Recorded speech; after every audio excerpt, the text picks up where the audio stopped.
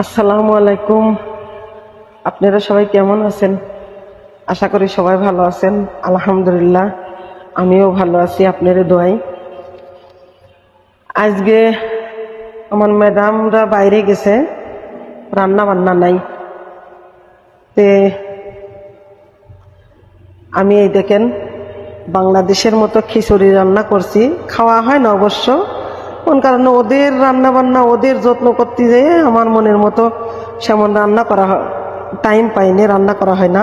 তা আজকে সুযোগ পেলাম, এই দেখেন বাংলাদেশের মতো খিচুড়ি ভাত রান্না করছি। আর এখানে পাঙাশ মাছ ভাজি করব, পাঙাশ মাছ ভাজি করব আর খিচুড়ি ভাত দিয়ে খাওয়া দাওয়া হবে। আজকে দুপুরে রান্না নাই, আমার ম্যাডামরা